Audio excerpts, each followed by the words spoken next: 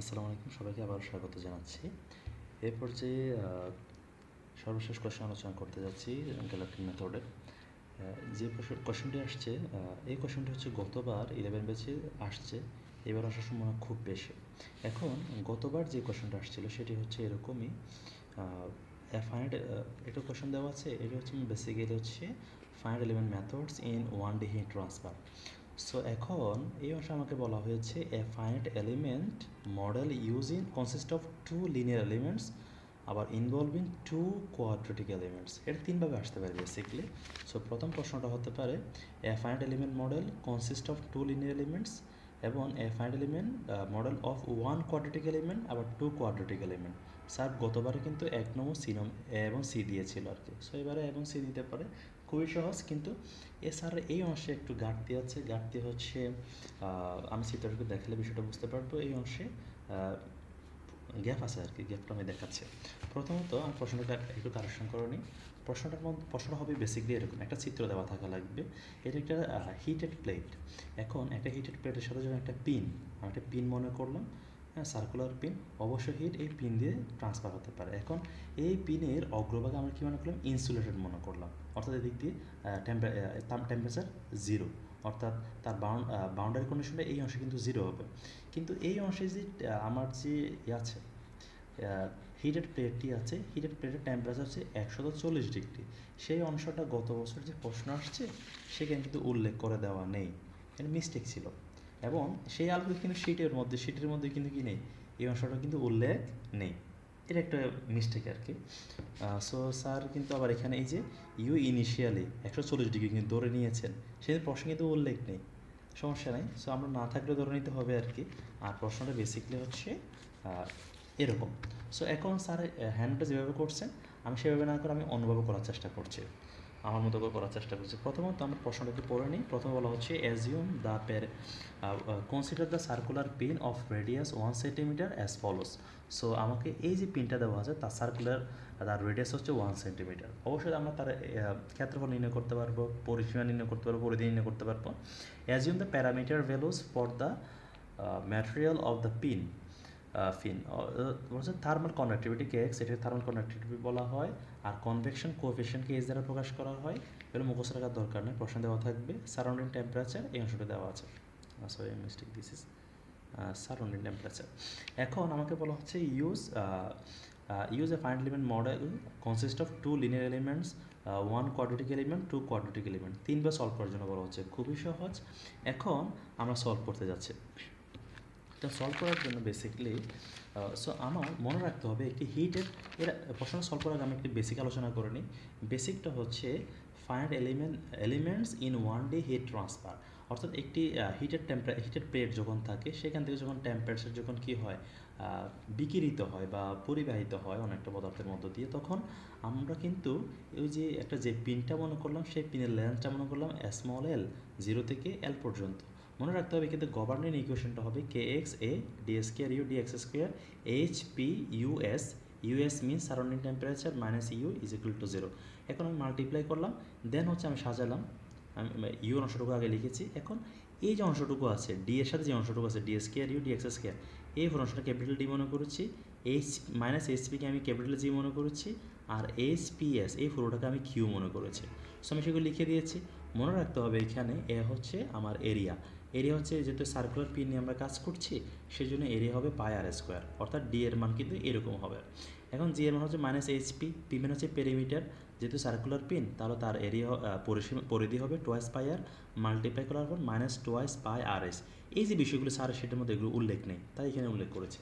এখন কিউ সমান হচ্ছে এইচ পি এস, তাহলে পি এর মানটা যদি বসে টোয়াইস পাই আর, তো এইচ আছে আর হচ্ছে ইউএস আছে, সবগুলি বসা দিলাম। সো কোনটাকে সেটা এখানে বলেছিলাম, যেমন কেএস হচ্ছে থার্মাল কন্ডাক্টিভিটি, পি হচ্ছে পেরিমিটার, আর এস হচ্ছে কনভেকশন কোএফিশিয়েন্ট, এতটুকু মনে রাখি। আর হচ্ছে রেডিয়াস, এস হচ্ছে সারাউন্ডিং টেম্পারেচার। সো এখন এই অংশে আমাকে প্রশ্নে কিন্তু বলে দিয়েছে সারাউন্ডিং টেম্পারেচার, ইউএস এর মান দিয়ে দিয়েছে, এস কে সবগুলি মান দিয়ে দিয়েছে, আর এর মানটা দিয়ে দিয়েছে। আর এর মান দিয়ে দেওয়ার কারণে আমরা এর মানটা নির্ণয় করতে পারি, পেরিমিটারের মান নির্ণয় করতে পারবো টোয়াইস পাই আর, এতটুকুই। সো এখন সবসময় মনে রাখতে হবে এক্ষেত্রে ইনিশিয়াল কন্ডিশনটা হবে প্রশ্নে যে টেম্পারেচার দেওয়া থাকবে প্লেটে যে টেম্পারেচার, সো আমার ইউ অফ জিরো অর্থাৎ ইনিশিয়াল কন্ডিশনটা হচ্ছে এই অংশটা, যেহেতু আমার লেন্থটা কত, লেন্থ হচ্ছে 0 থেকে 5 পর্যন্ত, সেই জন্য এই অংশে বেসিক্যালি ইউ অফ জিরো বোঝাচ্ছে আর এই অংশে ইউ অফ 5 বোঝাচ্ছে। এবং তার টেম্পারেচার কী হবে, যেহেতু ইনসুলেট করে দেওয়া আছে এবং তার টেম্পারেচার কী হবে, 0 হবে, আর এই অংশে তার টেম্পারেচার 140 ডিগ্রি হবে। সেই জন্য এই অংশে 140 ডিগ্রি সেলসিয়াস এবং হচ্ছে 140 ডিগ্রি সেলসিয়াস এবং হচ্ছে U 5 equal to 0 degree Celsius. এই অংশটা অলরেডি আমরা বলেছি ডি জি কিউ। আমরা আগে ডি জি কিউ এর মানগুলো হিসাব করে নিই। কে এক্স এ আমরা জাস্ট পাই আর সবগুলি মান যখন আমরা বসার পরে ডি এর মান চলে আসছে, জি এর মান চলে আসছে, কিউ এর মান চলে আসছে। আমরা প্রথমে এই কাজটা করতে পারে। সো এখন যেহেতু আমার ডিফারেনশিয়াল ইকুয়েশন এরকম আছে, আমরা ইতিমধ্যে আলোচনা করেছি, তখন আমার মডিফাইড গ্যালারকিন ইকুয়েশনটা কিন্তু এরকমই হবে, অর্থাৎ মধ্যখানে মাইনাস হবে।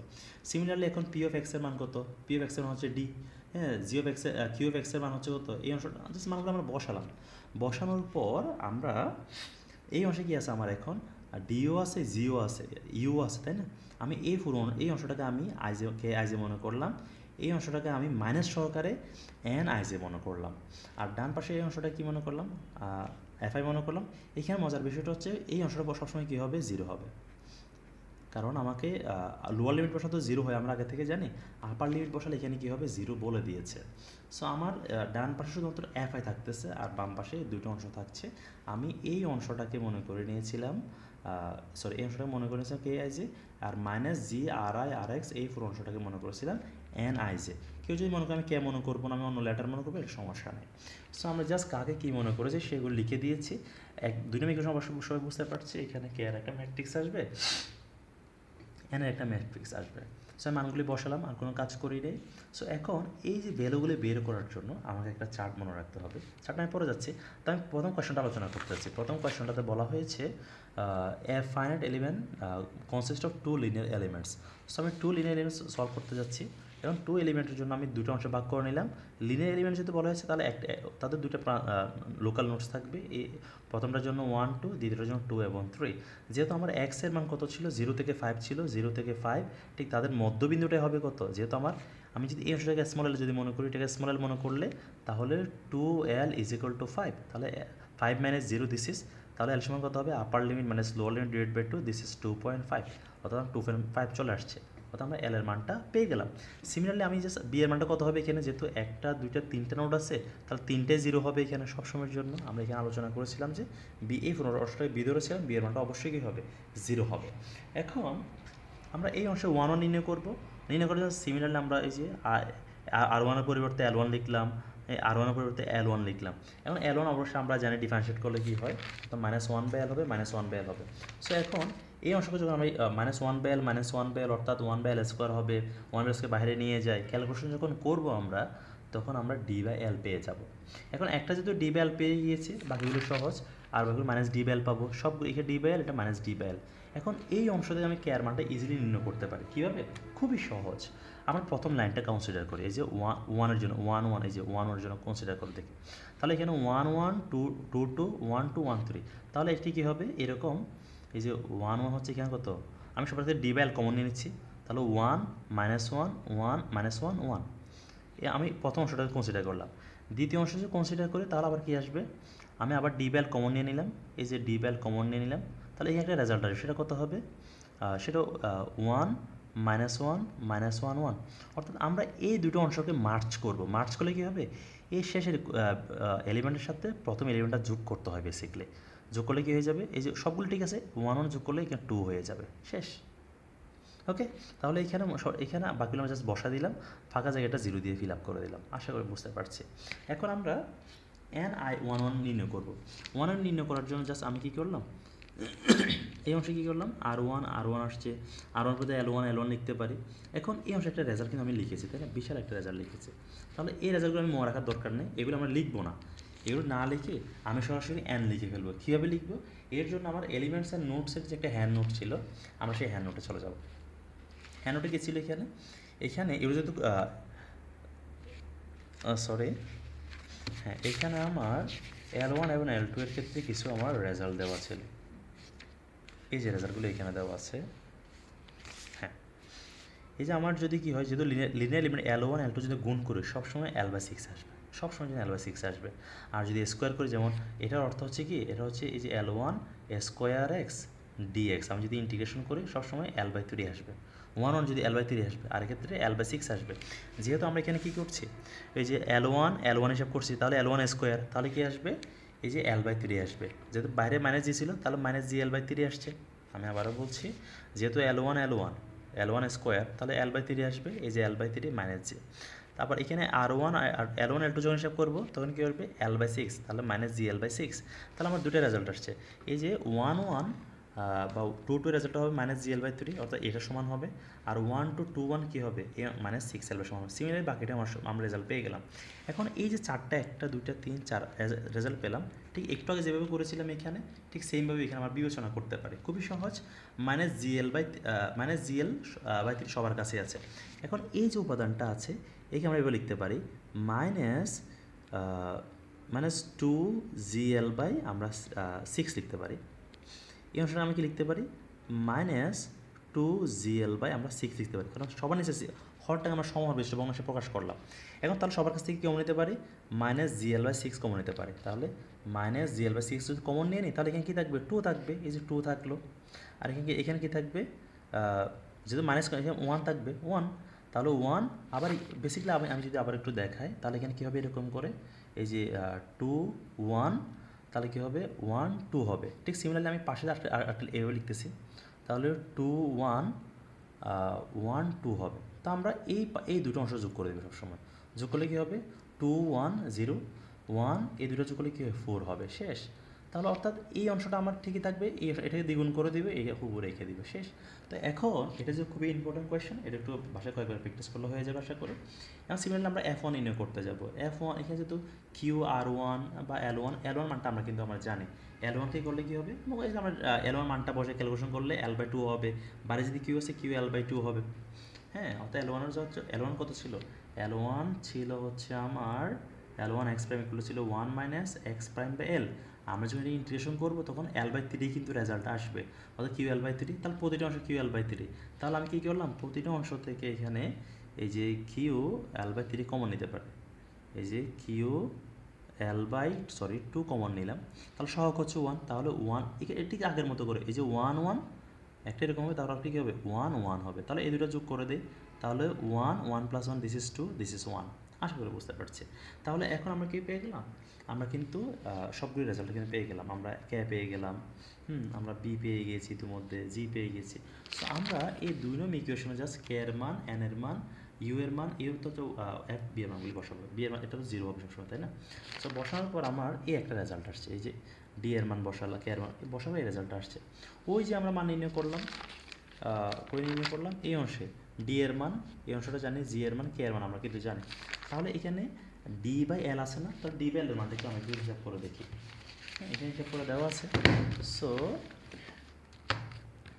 আমার ডি এর মান হচ্ছে 219.91। তাহলে ডি এর মান হচ্ছে 219.91 ডিভাইডেড বাই এল এর মান হচ্ছে আমার 2.5। তাহলে 2.5 দ্বারা ভাগ করলাম, আমার রেজাল্ট আসছে 87.96, এই যে 87.96। সিমিলারলি জি এর মান কত পেয়েছিলাম, জি এর মান আমরা পেয়েছিলাম -31.42। তাহলে মাইনাস মাইনাসে প্লাস হয়ে যাবে, মাইনাস মাইনাসে এই যে আমার প্লাস হয়ে যাবে, এই যে প্লাস হয়ে গিয়েছে, মাইনাস মাইনাসে প্লাস। জি এর মান হচ্ছে 31.42 ইন্টু এল এর মান হচ্ছে 2.5 ডিভাইডেড বাই 6। তো আমার রেজাল্টটা চলে আসছে 13.09 বা 13.8 আমরা লিখতে পারি, 13.08 আমরা লিখেছি। সিমিলারলি কিউ এর মান কত ছিল, কিউ এর মান ছিল 1256.64। তাহলে 1256.64 ডিভাইডেড বাই ইন্টু এল এর মান হচ্ছে 2.5 ডিভাইডেড বাই 2। তখন আমার রেজাল্টটা চলে আসছে 1570.80। তো আমি 8 লিখতে পারি, তোমার সিমিলার রেজাল্টটা চলে আসছে। এখন আমার তো এই একটা সিস্টেম চলে আসছে, তাই না? সো আমার প্রশ্নে কার মান দেওয়া ছিল, U1 এর মান দেওয়া ছিল না, এই যে U1 এর মান হচ্ছে ইনিশিয়ালি যে রেজাল্ট আছে সেটাতে U1 এর মান, এই যে ইনিশিয়াল x = 0, অর্থাৎ এটা হচ্ছে U1 এর মান। সো এই অংশটা হচ্ছে আমার U1 এর মান, দিস ইজ ইউ ওয়ানের রেজাল্টটা দেওয়া আছে। সো আমরা এই অংশ থেকে আগের মতো করে আমরা ইউ ওয়ানকে বাদ দিয়ে দিব, ঠিক আছে। এখন এই অংশটাকে বাদ দিয়ে দিব, এটা দরকার নেই আমার। তা এখন আমরা যেহেতু দুটোই রেজাল্ট যেহেতু আছে, দুইটাকে গুণ করে আমাকে যোগ করতে হবে। যেহেতু ইউ ওয়ানের মান যেহেতু কি আছে 140 দেওয়া আছে, ঠিক আগের মতো করে আমরা 140 দ্বারা গুণ করে একটু আগে যেভাবে সলভ করছিলাম ঠিক সেইভাবে আমরা কি করতে পারি, সলভ করলে আমার এরকম রেজাল্টটা চলে আসবে। সো আমরা বি নাম্বার কোয়েশনটা পরবর্তী ভিডিওতে আলোচনা করব।